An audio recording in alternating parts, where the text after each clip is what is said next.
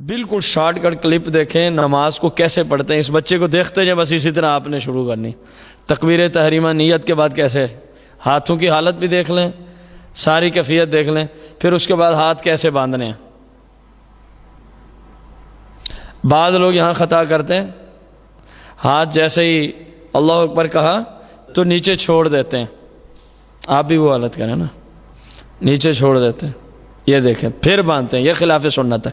ہاتھ باندھنے کا طریقہ دیکھ لیں، ناف کے نیچے الٹا ہاتھ نیچے سیدھا، اس کے اوپر کلائی کے اوپر آپ کا ہاتھ ہو، سیدھا ہاتھ الٹے ہاتھ کی کلائی پر، چھوٹی انگل اور انگوٹھا جو ہے اس سے ہلکا بنا، یہ اغل بغل میں ہو کلائی کے، باقی تینوں انگل جو ہیں اس طرح اس کے اوپر آ جائیں۔ اب آپ نے جو بھی اس حالت میں پڑھنا ہوتا ہے وہ سارا پڑھیں گے، اس کے بعد رکوع کریں گے۔ رکوع میں کیسے جانا ہے، کس حالت میں جانا ہے، سر اور پشت بالکل سیدھی ہونی چاہیے جیسے اس بچے کو آپ دیکھ رہے ہیں، اور اپنے گھٹنوں کو اپنے ہاتھوں کے ساتھ مضبوطی سے پکڑ لینا ہے، اور آپ کی نگاہ جو ہے قدموں کے درمیان میں رہنی چاہیے۔ اس کے بعد آپ سمع اللہ لمن حمدہ، یہ حالت ہونی چاہیے۔ اب سجدے میں جانے والی حالت پہ غور کریں، سب سے پہلے گھٹنوں کو پکڑنا ہے، جائیں بالکل سیم جس طرح یہ بچہ جا رہا ہے اسی طرح آپ نے رکوع سجدے کی حالت میں جانا۔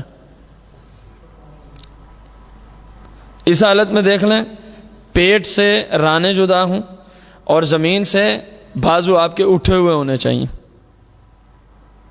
آپ کا بازو پہلوؤں کے ساتھ لگا ہوا نہیں ہونا چاہیے، مرد کے لیے طریقہ ہے۔ ہاں اگر باجماعت پڑھ رہے ہیں ضرورت ہو تو اپنے بازو کو ساتھ ملا سکتے ہیں۔ اس حالت میں سجدے کی حالت پہ ذرا پاؤں کی انگلیوں پہ غور کیا جائے، دیکھیے گا کس طرح پاؤں کی انگلیاں رکھنی ہیں۔ حالت میں جو خطا کی جاتی ہے بہت بڑی خطا ہے، انگلیاں لوگ پاؤں کی صحیح معنوں میں نہیں لگے، 10 انگلیوں کے پیٹ زمین پہ یوں لگے ہوں کہ قبلہ رخ انگلیاں پھر جائیں، جس طرح آپ اس بچے کو دیکھ رہے ہیں۔ ٹھیک ہے، جلسہ کی حالت ہے، ایک سجدے کے بعد دوسرے سجدے کے پہلے درمیان جو بیٹھتے ہیں اس کو جلسہ کی حالت کہتے ہیں۔ یہ حالت ہونی چاہیے، اور ہر عضو جو ہے ہر جوڑ اپنی جگہ پہنچ جانا چاہیے۔ کم از کم یہاں اتنی دیر بیٹھیں سبحان اللہ ایک مرتبہ کہنے کی مقدار بندہ بیٹھ لے، اس کے بعد پھر دوسرا سجدہ ہوتا ہے۔ دوسرا سجدہ کرنے کے بعد آپ نے دوسری رکعت کے لیے کیسے کھڑا ہونا ہوتا ہے، سجدے کے بعد اس طالب علم کو دیکھیں یہ کس طرح کھڑا ہوتا ہے۔ ہاں جی کھڑے ہوں، یہ ذرا غور کریں، گھٹنوں کو پکڑا، پاؤں کے پنجوں کے بل کھڑا ہوا، پھر اسی حالت میں ہاتھ باندھ لینا۔ اب یہاں پہ لوگ کیا کرتے ہیں، ذرا وہ چیز دکھائیے گا، زمین کے آسرا لے کے کھڑے ہونے والی بات، وہ زمین کے ساتھ، یہ دیکھیں دوبارہ دکھائیں تاکہ اچھے طریقے پتہ چلے۔ یوں اٹھتے ہیں، یہ خلاف سنت ہے، لیکن اس کے لیے جو اپنے گھٹنوں کو پکڑ کے کھڑا ہو سکتا ہو اس کے لیے خلاف سنت۔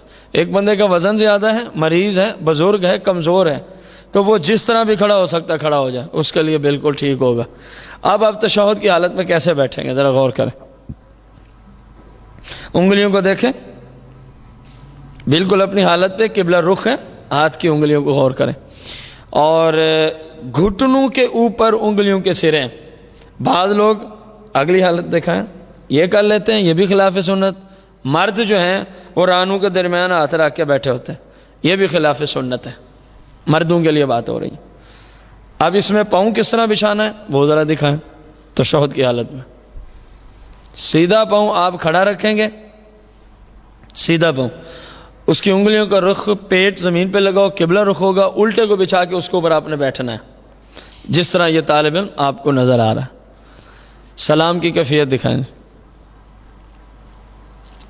جب سارا کچھ کمپلیٹ ہو جائے اب آپ نے سلام پھیرنا ہے، دائیں جانب السلام علیکم ورحمۃ اللہ کہتے ہوئے صرف اپنے کندھے کو دیکھنا ہے۔ بعض لوگ وہ سارے خصوصاً جب جماعت میں ہوتے ہیں تو ساری دائیں جانب جتنی جماعت ہے سب کو دیکھتے ہیں، الٹی جانب بھی سب کو، یہ خلاف سنت طریقہ ہے۔ تشہد میں انگل اٹھانے کا طریقہ بھی دکھا دیں، یہ دیکھیں ہلکا کس طرح بنایا ہوا ہے، چھوٹی انگل اور اس کے ساتھ والی ہتھیلی کے ساتھ لگی ہوئی ہیں، اور درمیان والی انگوٹھے سے ہلکا بنایا، اور انگل کو یوں کھڑا کرنا ہے، اشہد اللہ پہ کھڑا کرنا ہے، اشہد اللہ الہ الا اللہ پہ اس کو اپنی جگہ پہ پھر ہاتھ بالکل سیم اپنی حالت پہ چلا جائے گا. اب اس میں خطا کیا ہوتی ہے؟ انگل اٹھاتے ہیں تو اس کو یوں حرکت دیتے رہتے ہیں. یہ خلاف سنت طریقہ ہے. اللہ کریم ہم سب کو عمل کی توفیق عطا فرمائے.